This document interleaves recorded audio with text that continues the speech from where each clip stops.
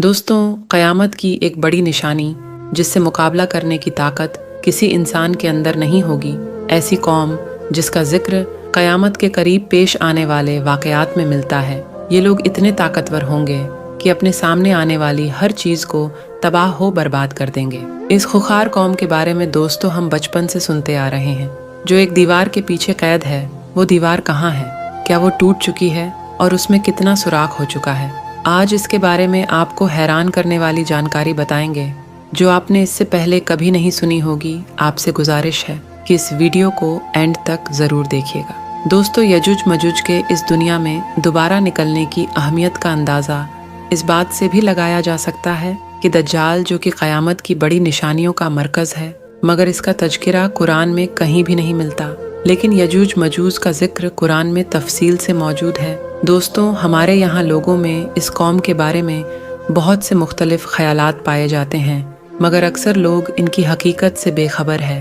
यजूज मजूज कैसे दिखते हैं, ये किस शक्ल व सूरत के होंगे, और वो कौन सी दीवार है जिसके पीछे यजूज मजूज कैद है, जो हज़रत जुल्करनैन ने तामीर की थी, और वो इस दीवार में कितना सुराख कर चुके हैं, ये तमाम मालूमात आज आपके साथ इस वीडियो में शेयर करेंगे। दोस्तों, ज़माने कदीम में बहुत सी कौमें गुजरी है जो जुल्म काबिलियत में अपनी मिसाल थी, और उनकी ताकत और दहशत की बिना पर हर तरफ इन्हीं का सिक्का चलता था। ऐसे ही एक कौम यजुज मजुज की भी थी। जुल्म काबिलियत की दास्तान रकम करती ये कौम कोई और मखलूक नहीं बल्कि आदम ही की औलाद थी। मुफसरिन के मुताबिक ये कौम हज़रत नूह अलैहिस्सलाम और आपकी औलाद में से है। हज़रत नूह अलैहिस्सलाम के 3 बेटे थे, जिनमें से एक का नाम याफिस था। याफिस के 12 बेटे थे, और इनमें से 2 का नाम यजुज और मजूज था, और इन्हीं से इनकी नस्लें आगे बढ़ रही। इसके अलावा यजुज मजुज के साथ जो अहम नाम ज़ेरे तस्करा आता है, वो हज़रत जुल्करनैन का है। दोस्तों, अगर जुल्करनैन के बारे में कहा जाता है कि ये कोई नबी नहीं बल्कि अल्लाह के एक नेक बुजुर्ग बंदे और बादशाह थे, जिनको जुल्करनैन का लक़ब चंद वजूहात की बिना पर दिया गया। एक तो ये कि वो ज़मीन की 2 इंतहाओं में सफ़र किया करते थे, यानी मशरिक़ और मगरिब के दरमियान। अरबाज के मुताबिक ये इलाका रोम और पेरिस पर हुक्मरानी के बाइस अता किया गया। बहादुर और ताकतवर बादशाह होने के नाते दुनिया भर के बादशाह इनके ताबे थे, और उनके हालाजाद भाई यानी हज़रत खिजर अलैहिस्सलाम इनके ख़ास वज़ीर थे। हज़रत जुल्करनैन अवसर हालत सफ़र में रहा करते। इसी दौरान वो ऐसी सल्तनत में पहुँचे जहाँ तुर्क आबाद थे। ये सल्तनत आर्मीनिया और अज़रबैजान की सरहद के करीब मौजूद थी।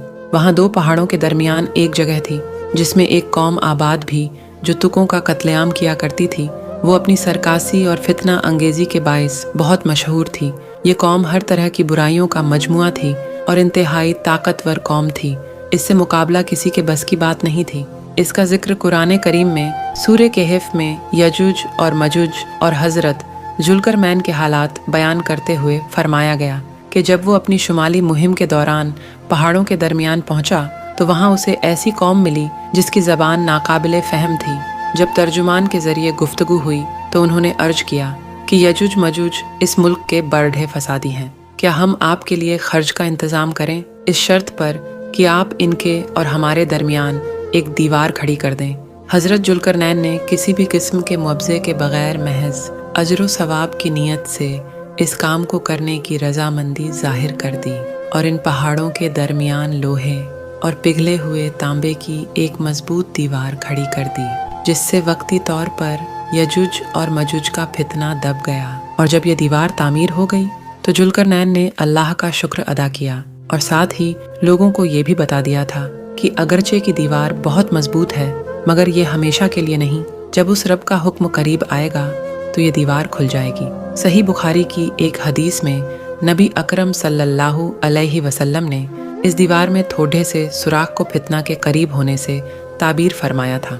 एक और हदीस में आता है कि यजुज मजुज हर रोज़ इस दीवार को तोड़ते हैं और कल के लिए छोड़ देते हैं। फिर जब अल्लाह की वसीयत इनके उरूज की होगी तो फिर वो कहेंगे कि कल इंशाअल्लाह हम इस दीवार को तोड़ेंगे, और फिर दूसरे दिन इस दीवार से निकलने में कामयाब भी हो जाएंगे।